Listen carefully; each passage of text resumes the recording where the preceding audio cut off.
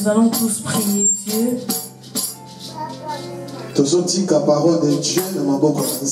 Nous allons laisser la parole de Dieu entre les mains de Dieu. Si nous sommes ici dans ce lieu, nous sommes là pour Dieu. Nous ne sommes pas là pour quelqu'un. C'est pourquoi, bien-aimé, ce sacrifice que tu as fait ce matin,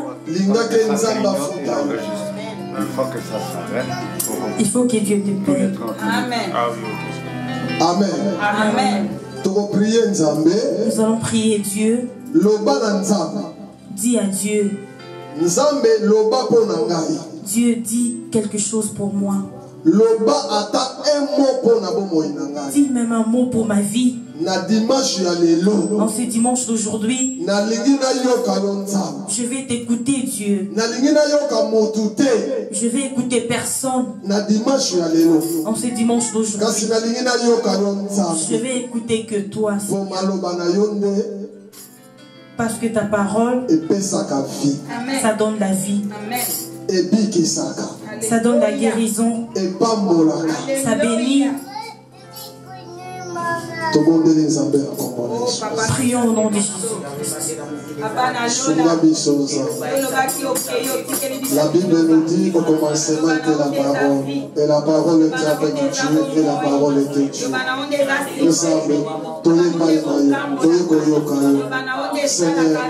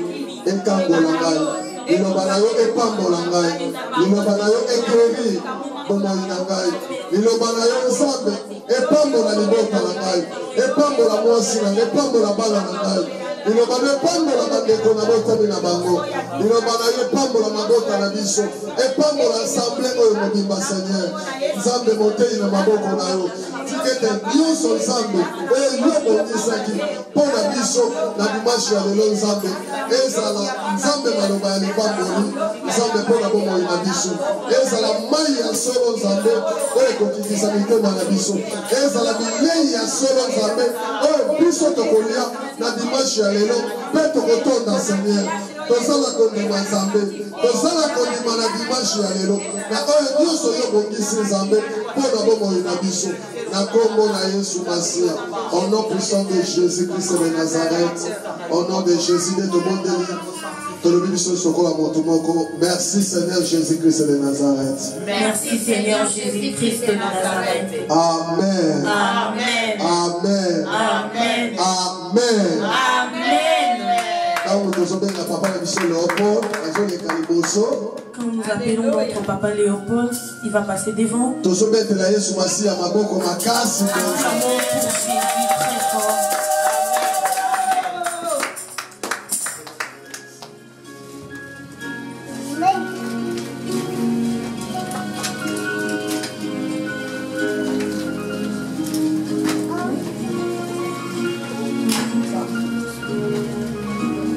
Bonjour à tous.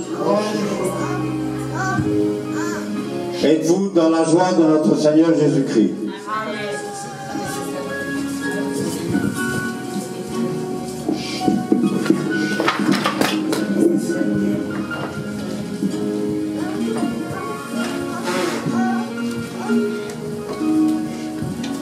Prions pour la prédication d'aujourd'hui.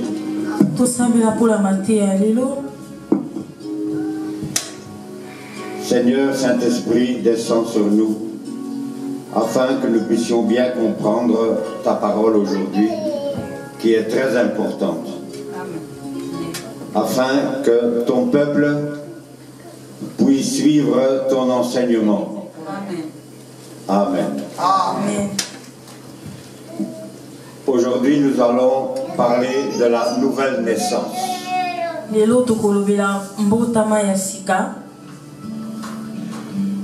Prenons nos Bibles.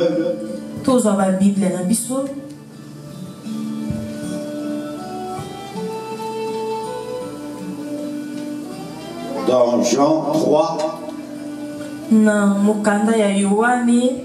verset 3. 3, verset 3.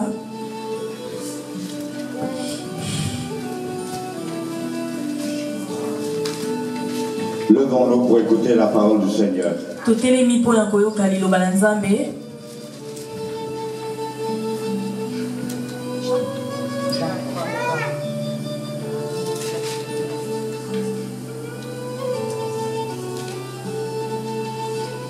Je lis la parole au nom de notre Seigneur Jésus-Christ.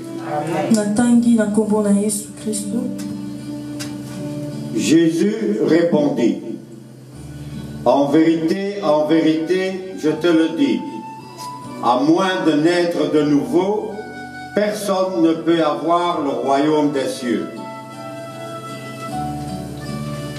La parole de Dieu, au 3e chapitre de l'Évangile,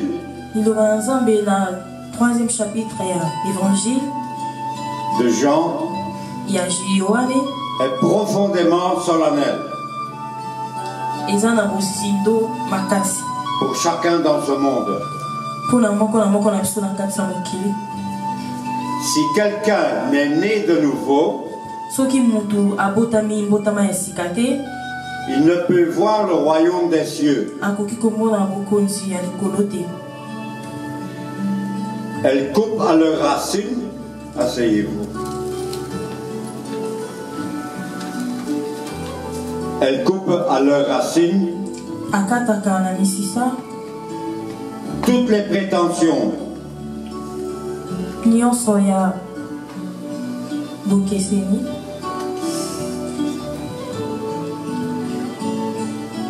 la religion et la propre justice de l'homme.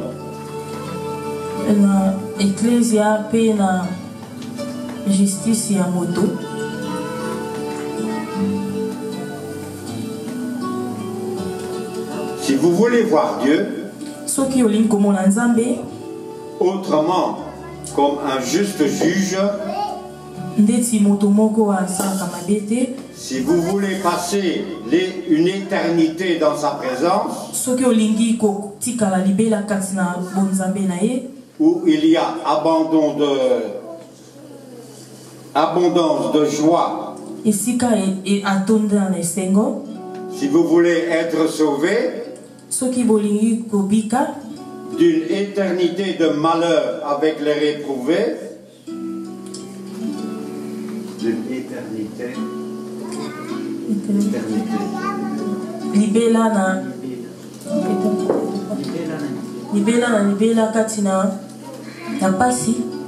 Avec les éprouvés, ceux qui ont fait épreuve.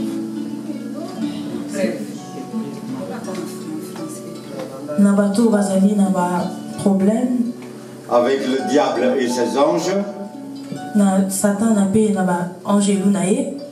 il faut être né de nouveau.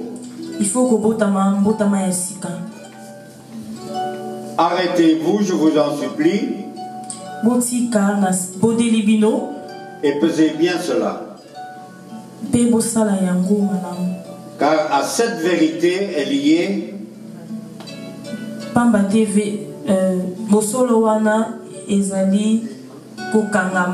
le sort éternel de votre âme.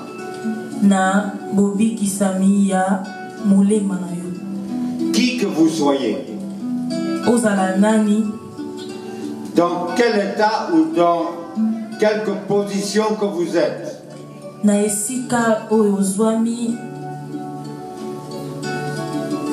il s'agit du ciel et de ce que vous êtes devant Dieu. Vous êtes pécheur et devant ses yeux, entre tous les hommes, il n'y a pas de différence, car tous ont péché, n'atteignant pas à la gloire de Dieu.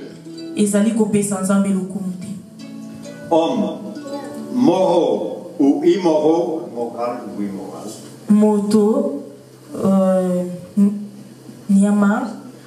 religieux ou profanes,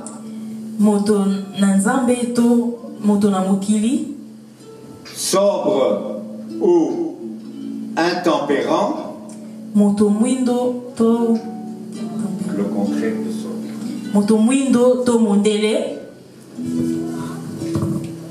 Honnête gens ou coquin. Honnête gens.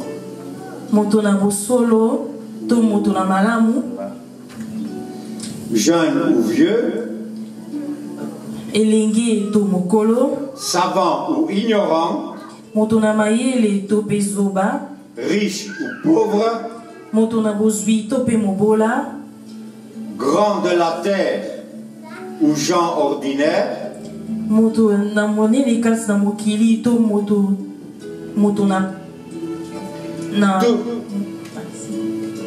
Tous sont égaux devant Dieu. Donc ça veut dire que le plus petit ou le plus grand de la terre sont aux yeux de Dieu la même chose.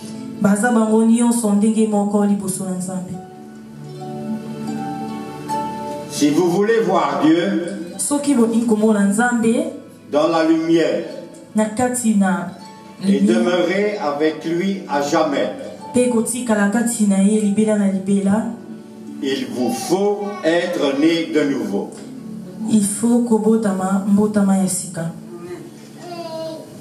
Dans Tite 2,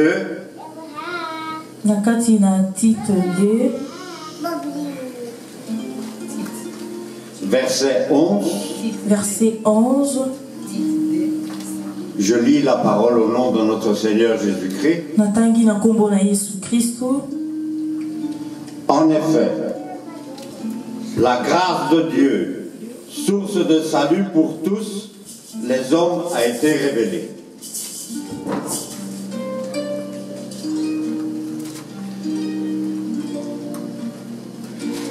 La grâce de Dieu dans l'évangile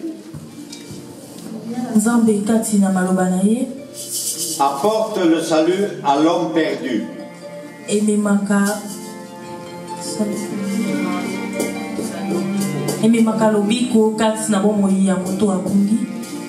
Elle le traite comme tel. C'est là que se distingue cette grâce avec les dispensations antérieures de Dieu. Ça veut dire entre ce que Dieu vous donne. Celui-ci ne plaçait pas l'homme sur ce terrain. Donc c'est-à-dire Dieu ne plaçait pas l'homme sur le terrain antérieur.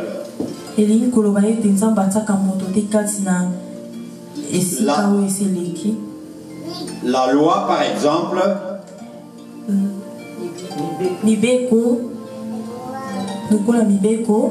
faisait appel à ses responsabilités.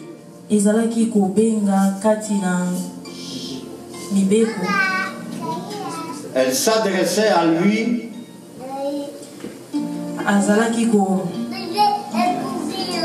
comme étant capable de faire quelque chose pour son salut.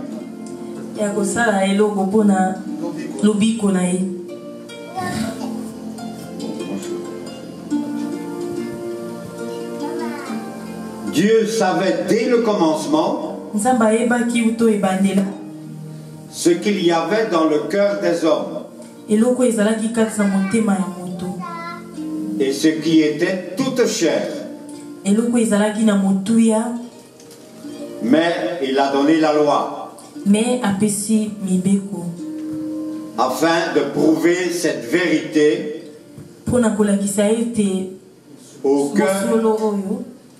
au cœur et à la confiance des hommes.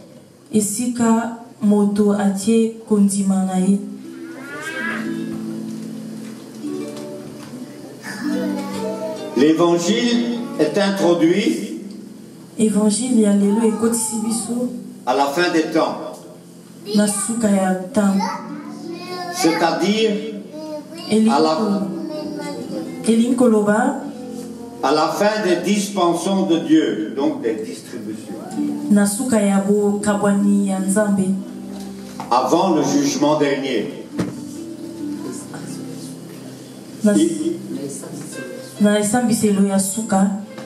Il proclame ce grand fait que l'homme est perdu.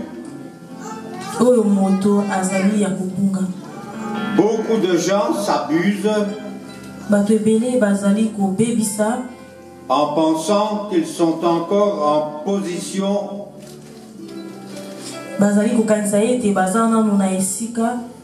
où Dieu les met à l'épreuve. Comme il l'a fait avant la proclamation de l'évangile.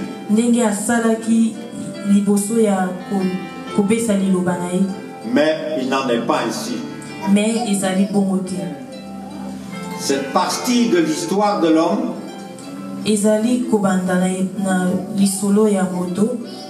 s'est terminée à la croix avec Jésus-Christ. Après avoir duré 4000 ans.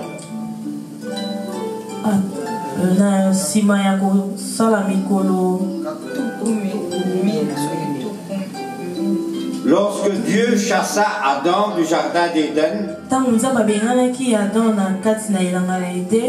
il savait ce que c'était l'homme. Toutefois, il éprouva la race déchue.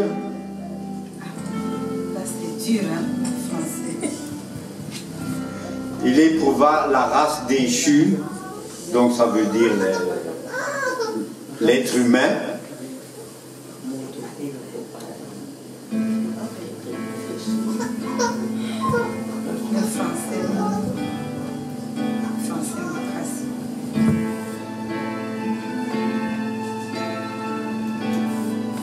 Afin, sous diverses dispensions, afin qu'elle soit sans excuse. Et que sa ruine totale soit clairement démontrée.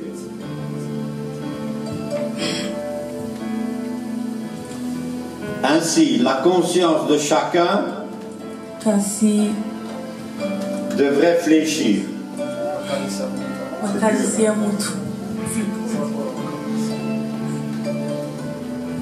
Elle doit fléchir désormais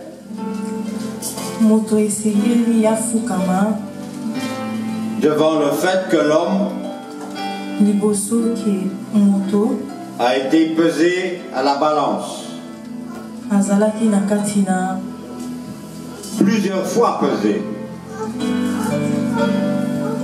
Et que Dieu a trouvé très léger.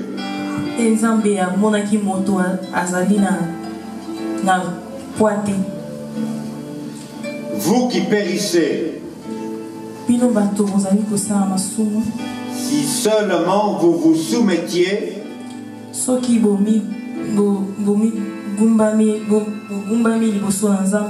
à la sentence de Dieu, à la sentence que Dieu a prononcée sur vous.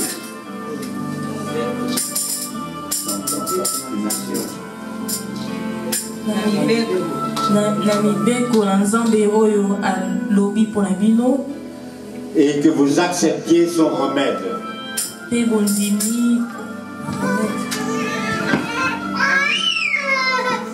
Au lieu d'essayer les moyens que vous suggèrent vos compagnons,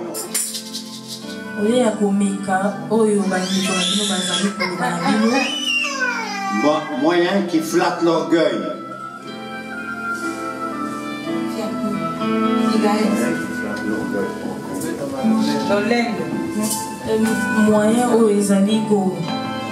de votre cœur, en vous engageant à l'activité, en vous poussant à prier, à être religieux, ou recevoir telle ou telle élucubration,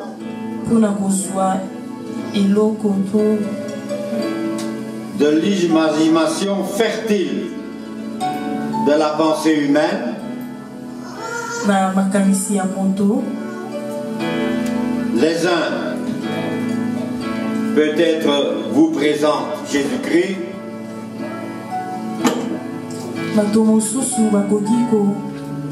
Pour réparer vos manquements.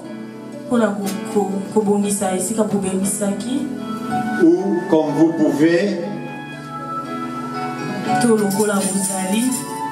par vous-même faire votre salut.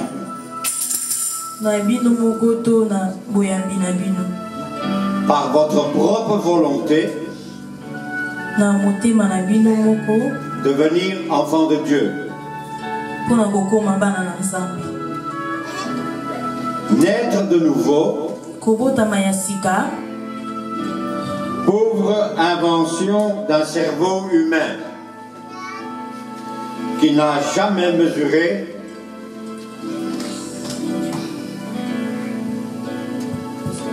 le péché en la présence de Dieu.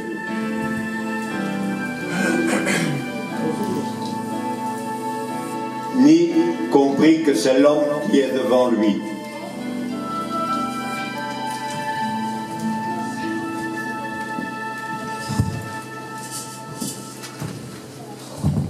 C'est une grâce de Dieu d'être amené à accepter clairement, simplement, d'une manière positive, le fait que l'homme est perdu sans ressources, incapable par lui-même d'aucun effort sur lequel nul ne verra le Seigneur.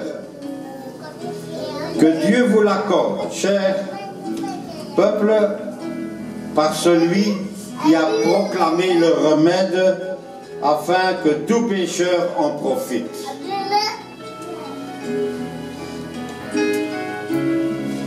Nous lisons dans l'Évangile que plusieurs crurent en Jésus, contemplant les miracles qu'il faisait. Mais Jésus lui-même ne se fiait pas à eux, parce qu'il connaissait tous les hommes, et qu'il n'avait pas besoin que quelqu'un rendît témoignage au sujet de l'homme, car lui-même connaissait ce qui était dans l'homme. Dans Jean 2, versets 23 à 25,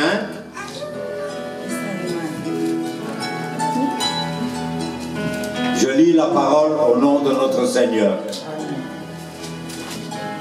Pendant que Jésus était à Jérusalem, lors de la fête de la Pâque, beaucoup crurent en lui en voyant les signes miraculeux qu'il faisait. Mais Jésus n'avait pas confiance en eux, parce qu'il les connaissait tous. Il n'avait pas besoin qu'on le renseigne sur les hommes, car il savait lui-même ce qui était dans l'homme. La même nature qui est dans vous maintenant a contemplé Jésus, accomplissant les grands desseins de Dieu, et a cru qu'elle ne put nier.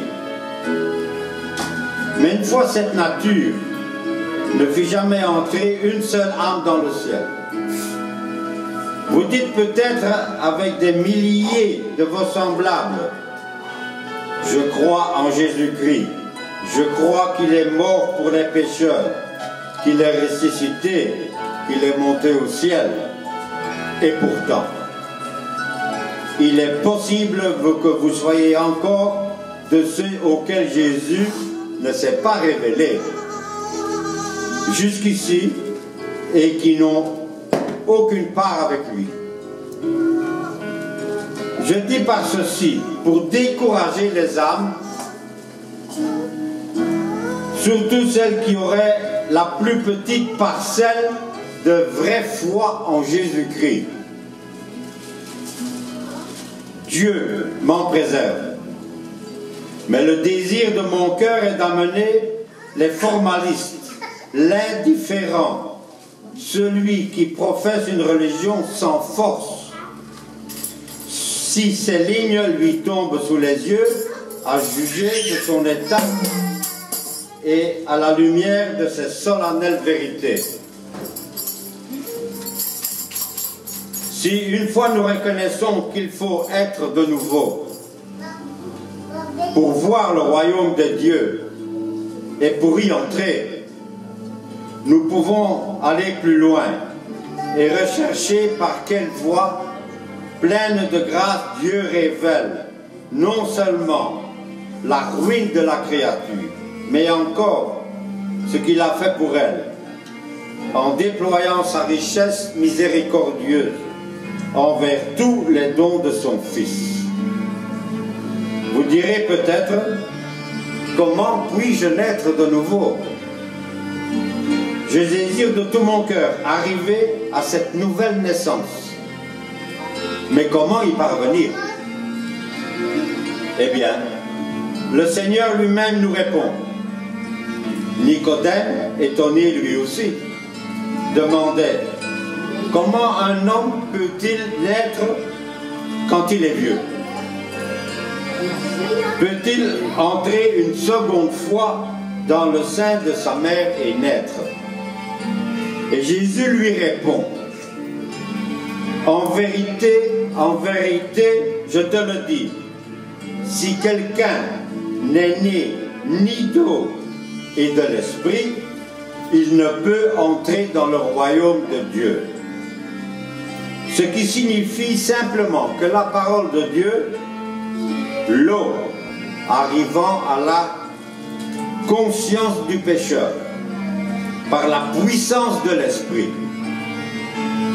de Dieu étant reçu par la foi dans l'âme, produit une nature que l'homme n'avait jamais eue auparavant. La réception de la parole peut être le résultat d'une prédication, d'une lecture, de quelques autres 1000 moyens employés par Dieu pour lui donner entrée dans l'âme. Car le premier principe de cette nouvelle nature est la foi. Et la foi est ce qu'on entend. Et ce qu'on entend par la parole de Dieu. Dans Romains 17, 17.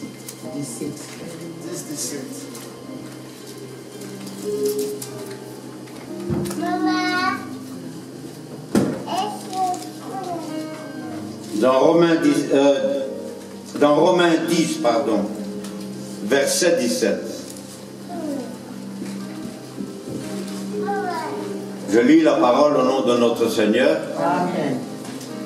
Ainsi, la foi vient de ce qu'on entend. Et ce qu'on entend vient de la parole. Mais quelqu'un demandera peut-être, est-ce que l'eau dont il est question ici ne serait pas à la lettre de l'eau? L'eau du baptême, plutôt que la parole comme on vient de le dire. La réponse est simple. S'il s'agissait de l'eau du baptême, aucun des saints de l'ancienne alliance, donc l'ancienne avant Jésus-Christ, n'aurait pu avoir cette nouvelle nature. Et aucun d'eux, par conséquent, ne pourrait avoir place dans le royaume de Dieu. Il n'a jamais été. Même question de l'eau du baptême avant Jean-Baptiste. Et le Seigneur déclare la nouvelle naissance positivement nécessaire. Pour tous, c'est étonnant que Nicodème ne connaissait pas cette chose par les prophètes, mais les prophètes n'ont rien su sur l'eau du baptême non plus. Ézéchiel avait parlé de la promesse que l'Éternel fit à Israël, de le retirer d'entre les nations et de l'amener dans la terre de Canaan.